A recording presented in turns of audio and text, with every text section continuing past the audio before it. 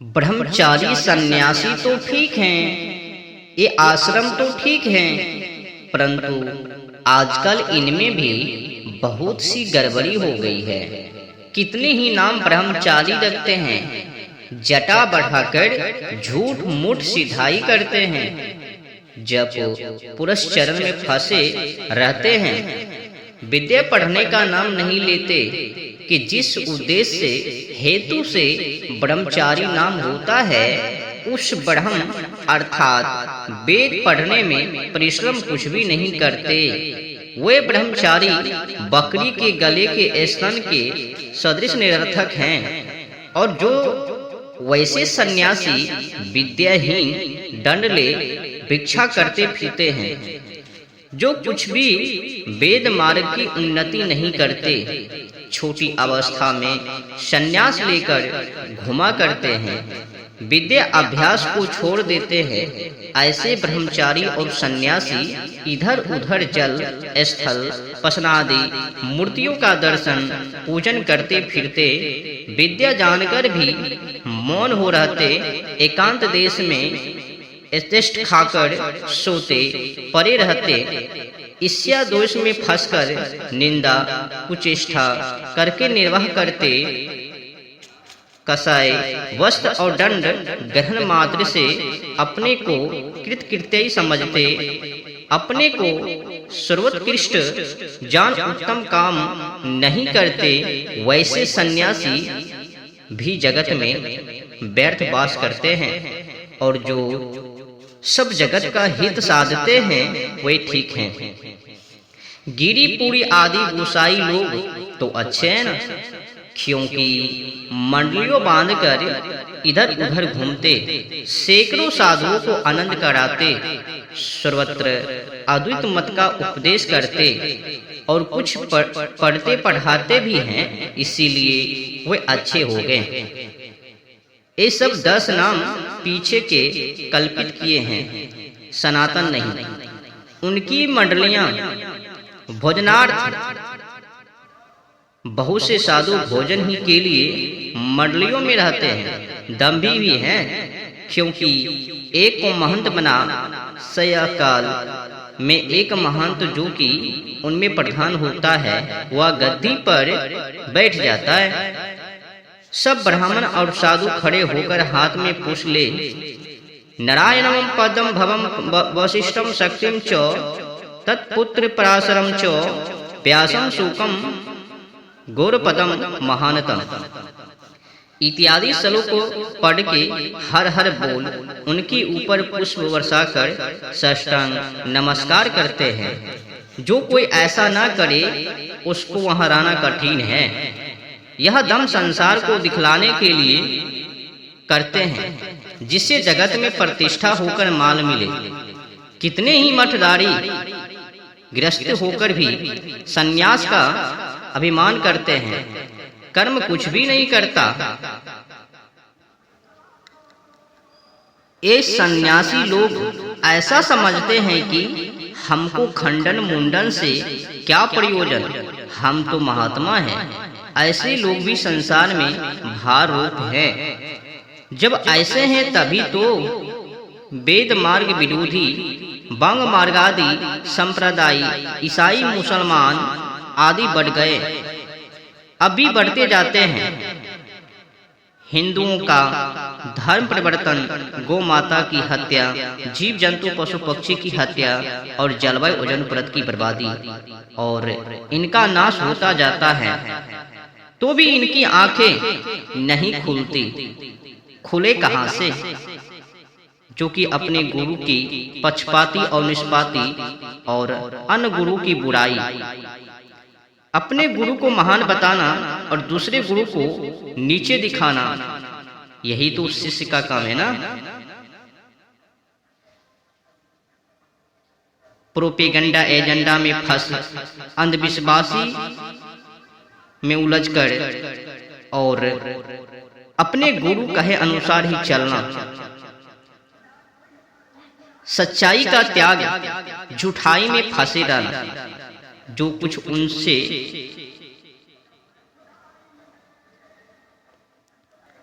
होवे वही करवे।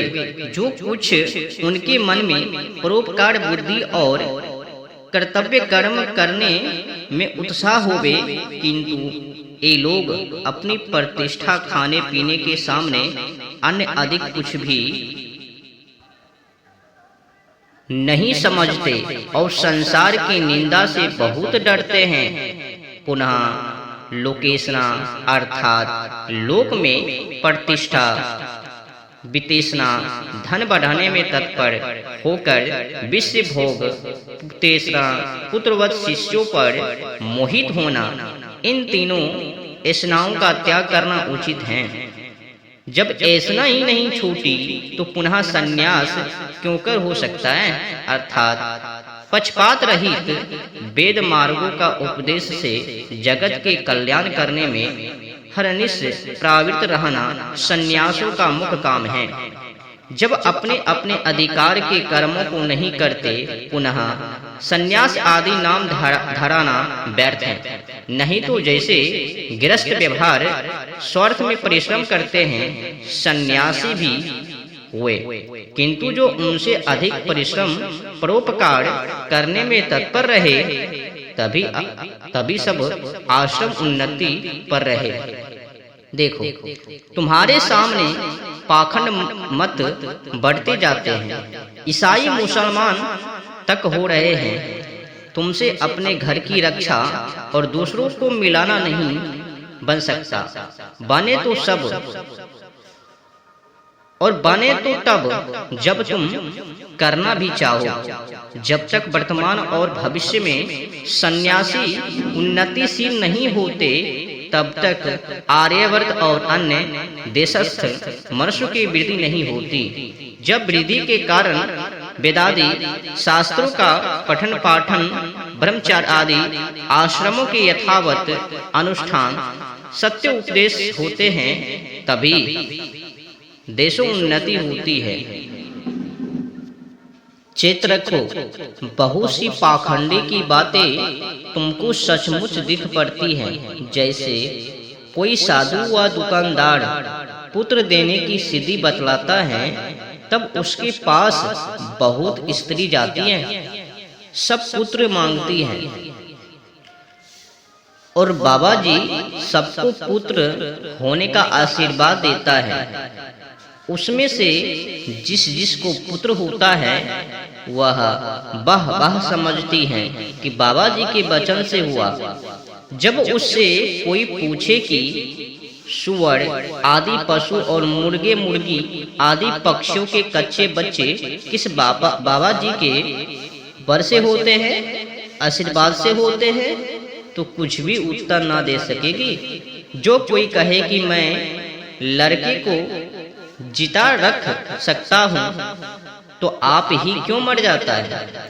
कितने ही धूर्त लोग ऐसी माया रचते हैं कि बड़े बड़े बुद्धिमान भी धोखा खा जाते हैं। जैसे धनसारी के ठग, ये लोग 5-7 मिलके दूर दूर देश में जाते हैं। जो शरीर से डोल डाल में अच्छा होता है, उसको सिद्ध बनाते हैं। जिस नगर व ग्राम में अमीर होते हैं, उसके समीप जंगल में उस सिद्ध को बैठाते हैं। उसके साधक मन में जाके अनजान बन के जिस किसी को पूछते हैं, तुमने ऐसा महात्मा को यहाँ कहीं देखा?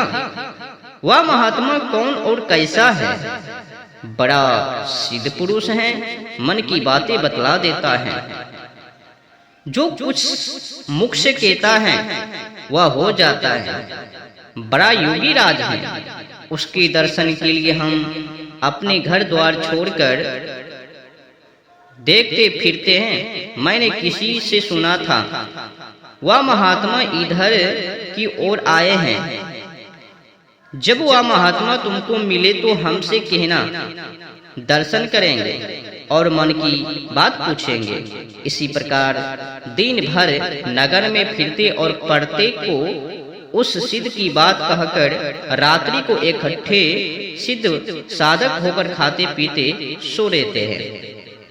फिर भी प्रातःकाल नगर व ग्राम में जाके उसी प्रकार 2-3 दिन कहकर फिर चारों साधक किसी एक एक अमीर से बोलते हैं कि वह महात्मा मिल गए, तुमको दर्शन करना हो तो चलो। वे जब तैयार हो जाते हैं तब साधक उनसे पूछते हैं कि तुम क्या बात पूछना चाहते हो, हमसे कहो। कोई पुत्र की इच्छा करता, कोई धन, कोई रोग निवारण और कोई शत्रु जीतने की। उनको वे साधक ले जाते हैं। सिद्ध साधकों ने जैसा संकेत किया होता, अर्थात जिसको धन की इच्छा हो उसको दाहिनी ओर, जिसको पुत्र की इच्छा हो उसको सम्मुख, जिसको रोग निवारण की इच्छा हो उसको बाईं ओर और जिसको शत्रु जीतने की इच्छा हो उसको पीछे से ले जाके सामने वाले के बीच में बैठाते हैं। और जब नमस्कार करते हैं उसी समय वह सिद्ध उनसे बोलता है कि हमारे पास पुत्र नहीं रखा है, जो तुम पुत्र की इच्छा करके हमारे पास आया है। इसी प्रकार धन वाले से बोलता है, तू धन की इच्छा करके आया है, फकीरों के पास धन कहाँ से धरा है? रोग वाले से तू रोग छुड़ाने की इच्छा करके आया है। हम वेद नहीं, जा किसी वेद के पास। परंतु जब उसका पिता रोगी है तो उसका साधक अंगूठा जो माता रोगी है, तो तर्जनी जो भाई रोगी है, तो मध्यमा जो स्त्री रोगी है, तो अनामिका जो कन्या रोगी है, तो कनिष्ठा अंगुली को चला देता है। उसको देख वह सिद्ध कहता है, तेरा पिता रोगी, तेरी माता, तेरा भाई, तेरी स्त्री और तेरी कन्या रोगी हैं। तब तो वे चारों बड़े मोहित से जाते हैं। साधक लोग उनसे कहते हैं, देखो जैसा हमने कहा था वैसा ही कि नहीं? फिर गृहस्थी बोलते हैं, हाँ जैसा तुमने कहा था वैसे ही है। तुमने बड़ा उपकार किया है और हमारा बड़ा भाग था जो ऐसे महात्मा का दर्शन हुआ। साधक लोग कहते हैं, ये महात्मा बहुत दिन रहने वाले नहीं हैं। जो कुछ इनसे आशीर्वाद लेना हो तो खूब सेवा करो। देखो ठगने की साजिश व षड्यंत्र। तो वे गृहस्थ प्रशंसा करते घर की ओर चलते हैं। साधक भी उनकी साथ साथ जाते हैं, क्योंकि बांग मार्ग में कोई उनका पाखंड खोल ना देवे। उन अमीरों का जो कोई मित्र मिला उन सबसे प्रशंसा करते रहे। इसी प्रकार जो जो साधकों के साथ जाते उन का वृत्तांत सबका देते। जब नगर में हल्ला होता है तब बहुत मनुष्य का मेला जाकर बहुत ने पूछा कि महाराज मेरे मन का वृत्तांत कहिए। जब सिद्ध जी चुपचाप हो जाता है और कहने लगता है कि हमको बहुत दिक मत करो। उनके साधक भी सबसे कहने लगते हैं, जो तुम बहुत दिक करोगे तो चले जाएंगे। उनमें से जो कोई बड़ा आदमी होता है वह उसके साधक को बुला लेता है और कहता है कि हमारे मन की बात कहला दो तो हम जाने। साधक ने पूछा कि क्या बात है? अमीर ने कहा, उसको उसी प्रकार संकेत से ले जाके बैठाया। उनसे झट कह दिया, बात सब मेला भर ने समझ लिया कि अहो बड़े सिद्ध पुरुष हैं। कोई मिठाई, कोई पैसा, कोई रुपया, कोई असरफी, कोई कपड़ा, कोई सीधा सामग्री धरने लगे। फिर जब तक मानता बहुत रही तब तक लूटते रहे और किसी आंख के अंधे गांठ के पूरे से पुत्र होने के लिए आशीर्वाद दिया और सहस्त्र रुपये लेकर कहा कि तेरी सच्ची भक्ति होगी तो पुत्र होगा। अब बताओ आशीर्वाद भी दे दिया और बाद में ये भी कह दिया सच्ची भक्ति। जब सच्ची भक्ति ही तो तुमने आशीर्वाद क्यों दिया? एक कह देता उपकार करो मिल जावे, नसीब ही खराब हो जावे। इस प्रकार के बहुत से ठग होते हैं जिनकी विद्वान ही परीक्षा कर सकता है और कोई नहीं। इसीलिए वेदादि विद्या का पढ़ना, सत्संग करना होता जिससे कोई उसको ठगाई में ना फंसा सके, औरों को भी बचा सके, क्योंकि मनुष्य का नेत्र विद्या ही है। बिना विद्या शिक्षा के ज्ञान नहीं होता। जो बाल्य अवस्था से उत्तम शिक्षा पाता है वही मनुष्य और विद्वान होता है। जिनको कुसंग है वे दुष्ट, पापी, महामूर्ख होकर बड़े दुख पाते हैं। इसलिए ज्ञान को विशेष कहा है कि जो जानता है वही मानता है।